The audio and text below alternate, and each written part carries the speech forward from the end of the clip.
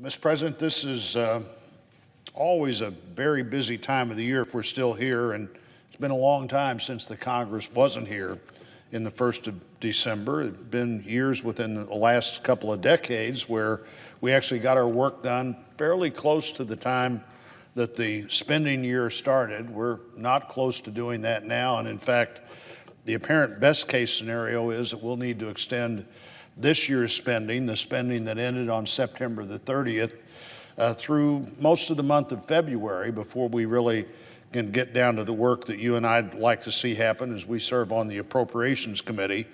We're here a lot of times in December, but we're seldom here in December without having made a real start on the work that has to be done. Instead of the work that has to be done, we seem to be down to the work that our friends on the other side really want to do. And of course, that means the trillions of dollars of spending beyond what we would normally spend. That's being described by people as transformative, as once in a century, as FDR-like.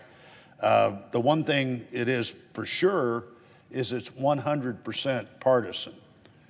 Nobody expects a single member of the Senate on the Republican side to vote for this reckless tax and spending bill.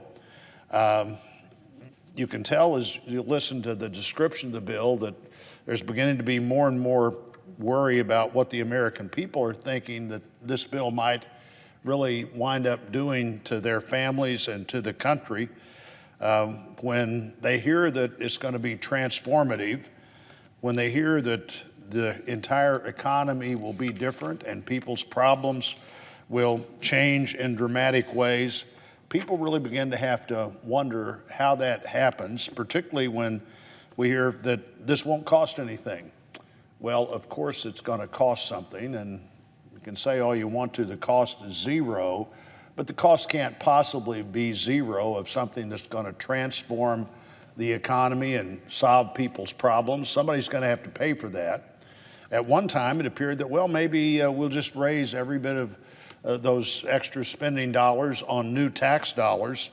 That hasn't happened yet in any bill that's been brought forward. In fact, the bill that the Senate is going to receive from the House has an actual deficit, even by the Congressional Budget Office standards, of about $350 billion. In 2019, we almost decided that we couldn't move forward on the debt ceiling because the Speaker of the House said, we're not going to help on the debt ceiling unless there's another $19 billion of domestic spending. This is 2019. We spent weeks fighting about whether we'd spend another $19 billion. The Secretary of the Treasury, Secretary Mnuchin, was down here about once or twice every week in the negotiations that it would take to decide if we were going to spend $19 billion. Now we're talking about a $350 billion addition to the national debt, and that's even if you accept all the gimmicks in the bill. Now, there are other negative effects as well.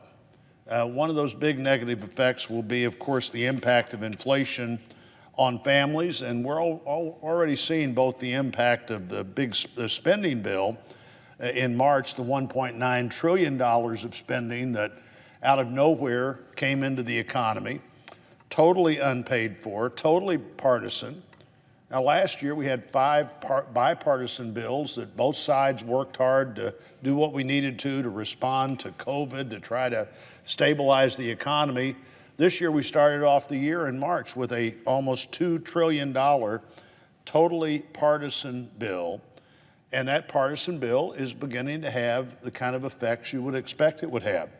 Costs are going up. There's more money out there, and mostly, Mr. President, there's just money that's just made up out of thin air. It's borrowed where the government's borrowing from itself. We're issuing bonds and buying the bonds at the Fed and then sending money to people, and they're spending that money. And of course, that has impact on cost. And then there are energy policies that have impact on cost as well. The immediate decision to not move forward with a significant energy pipeline that was being built, the immediate decision to do what we could to reduce domestic production of energy, and that's had exactly the results you would expect it would have, just like putting this money into the economy has had the results. So, you know, everything from home heating costs, which are estimated to go up as much as 50% this year if the weather is no worse than last year, to filling up your gas tank, where you have a chance of setting a new personal record every time you pull up to the gas tank and wonder how much money you can put in that empty gas tank today, to buying groceries, to even getting people together for the holidays. Now, independent analysis of the big tax and spending spree say that the number isn't $1.7 trillion, but it's about 3 times that, about $4.8 trillion. Now, how could you go from 1.7 to 4.8 just like that? You do it by assuming, as our friends who are sponsors of the bill do, that the spending in the bill will actually be spent over the entire 10 years. You know, there's one program where families with kids at home get a check every month from the government. That program costs about $450 billion a year, and it's in the bill for 1 year. Well, nobody on the other side believes it's going to be in the bill for 1 year, and nobody voting against the bill is at all certain that it's going to be there for 1 year. And most of the analysis say, no, that's going to be there for not 1 year, but all 10 years. So you add another 450 billion times 9, and suddenly you've added trillions more in spending to the bill. Our other programs last 2 years, and some programs last 4 years. Almost none of the programs that are to be paid for in 10 years, and even with a $350 billion deficit, almost none of the programs to be paid for in 10 years last 10 years. They are just in there to get the program started, to get people convinced that they really need the government to do something for them that the government hasn't done before, and then see if we can extend that. You know, as I mentioned back in March, we've already done this once with a totally partisan $1.9 trillion spending bill. And what happened after March? We got inflation to a 30-year high in the August numbers, and consumer confidence to a 10-year low.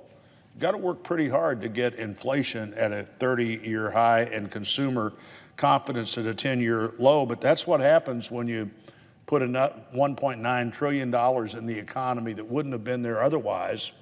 So what would happen if you put $4.8 trillion in the economy that wouldn't be there otherwise? The people that are most impacted by the results of that are the very people that the bill purportedly is going to help, is designed to help. We're going to solve all your problems. Well, first of all, the government's not going to get that done.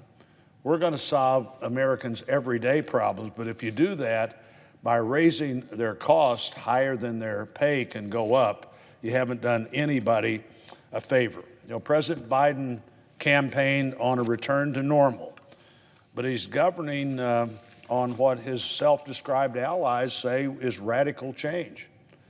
Well, sure, those two things seem to me to be in pretty big conflict. You can't have return to normal and radical change at the same time. And, Mr. President, there was no mandate in the last election. The Senate is as evenly divided as it could possibly be, 50-50. In the House, Democrats have the closest margin that they've had in 170 years, and one of the closest margins that anybody has had in decades. You know, Americans want their elected representatives to stop selling every crisis as an opportunity to impose another one-sided view of how the country needs to move forward. You hear and I hear at home and even from the press, when is the Congress going to work together? Well, we worked together last year to do 5 bills to respond to the COVID and economic crisis, and we did that together. That was a pretty good model. And frankly, I think it was the model that the American people were thinking about when they sent this closely divided Congress and a fairly closely divided presidential race to the conclusion of the election. Families need real solutions to the challenges they face: reckless tax and spending, driving inflation, sending gas prices to all-time highs and home heating prices to all-time highs, and increasing costs at the grocery store, if there are things to buy at the grocery store, by 15 or 20%, surely isn't what we want to pass on to our children, our grandchildren, our people, hardworking families out there today trying to make things happen and make things better for their families.